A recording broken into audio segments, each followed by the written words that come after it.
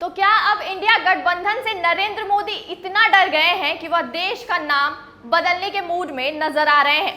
हम ये सवाल इसलिए कर रहे हैं क्योंकि G20 समिट के निमंत्रण पत्र में प्रेसिडेंट ऑफ इंडिया की जगह प्रेसिडेंट ऑफ भारत लिखा गया है।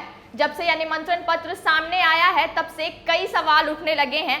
इसके साथ ही पूरे देश में भारत बनाम इंडिया का महाभारत शुरू हो गया है। पूरे देश में बवाल मच गया है। हर ओर केवल एक ही चर्चा है कि क्या हमारे देश का नाम बदल दिया जाएगा, क्या अब हमारा देश केवल भारत के नाम से जाना जाएगा। जहां एक तरफ कांग्रेस के नेता जो है वह लगातार विपक्ष पर आरोप लगा रहे हैं, वहीं दूसरी तरफ भाजपा जो है वो इसे जस्टिफाई करती हुई नजर आ रही है। बताएंगे पूरा मामला क्या है। उससे पहले नमस्कार, मैं हूं सृष्टि और आप देख रहे हैं द इंडिया टॉप। जानकारी हो कि 9 और 10 सितंबर को दिल्ली के प्रगति मैदान में G20 की बैठक होनी है। इसे लेकर डिनर में शामिल होने के लिए राष्ट्रपति भवन से एक इनविटेशन कार्ड भेजा जाता है, जिसमें कांग्रेस नेता जयराम रमेश ने आरोप लगाया है कि इनविटेशन कार्ड पर प्रेसिडेंट ऑफ इंडिया की जगह प्रेसिडेंट ऑफ भारत लिखा गया है। उन्होंने ऐसा किए जाने पर अपनी आपत्ति जताते हुए एक ट्वीट किया है, जिसे लेकर सोशल मीडिया पर काफी चर्चा हो रही है।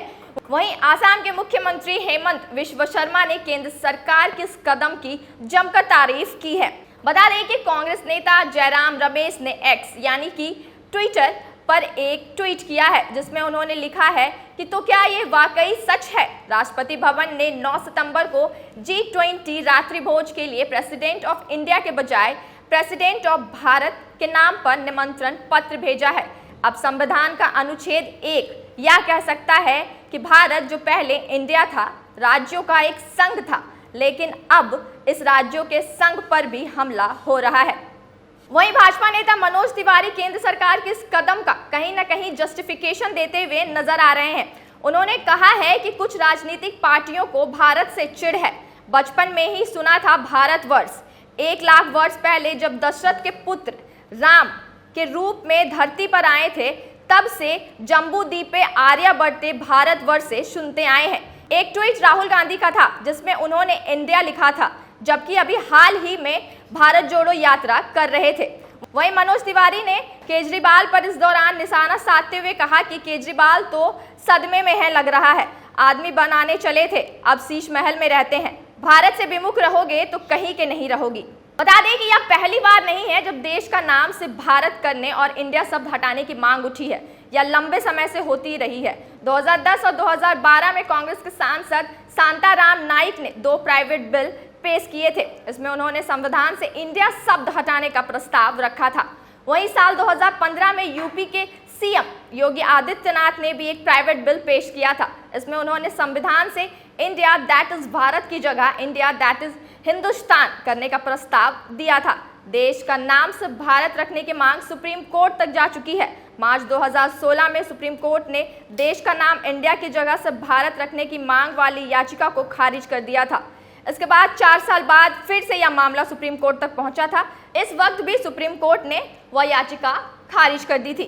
अब एक बार फिर से यह चिंगारी सुलगी है जब देश का नाम केवल भारत करने की मांग उठी है। बता दें कि बीते दिन आरएसएस प्रमुख मोहन भागवत ने कहा था कि लोगों को इंडिया की बजाय भारत कहना चाहिए। भागवत ने कहा था कि हमारे देश का नाम सदियों से भारत रहा है। भाषा कोई भी हो, नाम एक ही रहता है। हमारा देश भारत है और हमें इंडिया शब्द का इस्तेमाल बंद करना होगा। हमें अपने देश को भारत कहना होगा और दूसरों को भी समझाना होगा।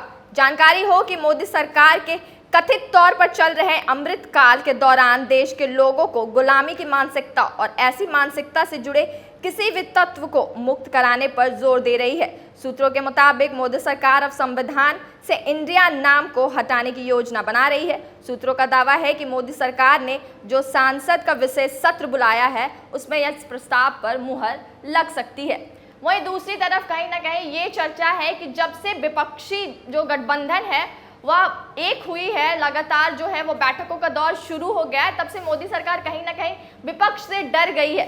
जहां एक तरफ जो है वो विपक्ष का नाम इंडिया है, वहीं मोदी सरकार की तरफ से इनविटेशन कार्ड आता है जिसमें कि इंडिया की जगह भारत लिखा होता है। तो कहा जा रहा है कि कहीं ना कहीं मोदी सरकार जो है वह विपक्षी दल इंडिया से डर गई है। जब पिछले साल मतलब कि 2022 में जब नीतीश कुमार बिहार के जो मुख्यमंत्री हैं, जब उन्होंने एनडीए से नाता तोड़कर आरजेडी का दामन थामा था, तब उन्होंने कहा था कि हम जो है वो सभी विपक्ष को एक छाते के नीचे लाएंगे।